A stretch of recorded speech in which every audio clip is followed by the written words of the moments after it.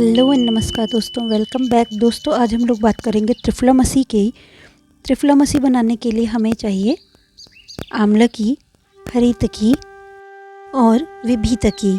यहाँ पर तीनों ही द्रव्यों यानी आमलकी, हरितकी, विभीतकी का रॉ मटेरियल लिया जाता है। इसे हम सबसे पहले एक सराव में डाल देते हैं और उसके बाद सेम साइज़ का दूसरा सराव लेकर हम इसे इससे ढक लेते हैं। ढक लेने के बाद हम इस सराव संपुट को कपड़ मिट्टी कर लेते हैं। कपड़ मिट्टी करने के लिए हम मुल्तानी मिट्टी को भिगा कर रख लेते हैं और उसमें एक मार्किन के कपड़े को अच्छे तरह से स्मेयर कर लेते हैं। जब मिट्टी का पूरा लेप हमारे मार्किन के कपड़े में हो जाता है तो इस कपड़े और मिट्टी को हम अपने सराव में चारों तरफ से लपेट लेते हैं। तो इस प्रोसीजर को हम कपड़ मिट्टी कहते हैं। कपड़ मिट्टी करने की वजह से ये जो सराव संपुट हमारा है ये हमारा संधि बंधन हो जाता है। पुराने समय पे संधि बंधन करने का यही तरीका था। संधि बंधन का अर्थ होता है कि दोनों सराव आपस में जुड़े रहेंगे और अब ये खुलेंगे नहीं।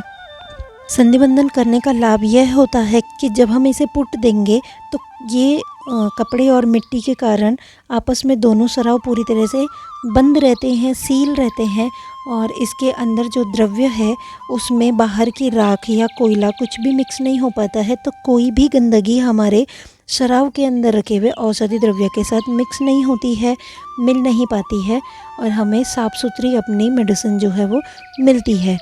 तो इस तरीके से जब संधि बंधन हम पूरा कर लेते हैं तो उसके बाद हम इस सराव को धूप में सुखाने के लिए रख लेते हैं और अगले दिन हम सूखे हुए सराव संपुट को उठाकर लघु पुट में पाक कर लेते हैं। लघु पुट में हम 4 से 5 किलो उपले की अग्नि देकर यहाँ पर पाक करते हैं। जब ये अग्नि स्वयं ही शांत हो जाएगी तो अगले दिन हम इस संपुट को निकाल कर इसे खोल कर देख लेते हैं। खोल कर देखने पर हमें पता चलता है कि यहाँ पर जितना भी त्रिफला हमने लिया था वो पूरा काला कोयले के जैसा जला हुआ हमें मिलता है।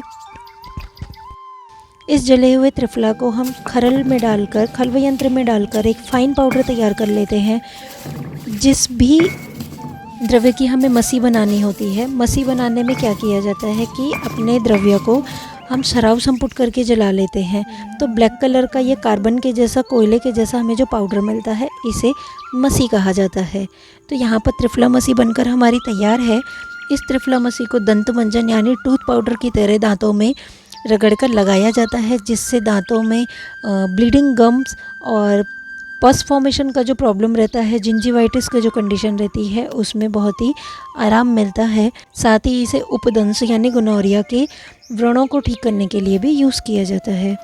आज के वीडियो में इतना ही। जल्द ही मिलेंगे नई फॉर्मुलेशन के साथ। तब तक देखते रहिए, सीखते रहिए। धन्यवाद।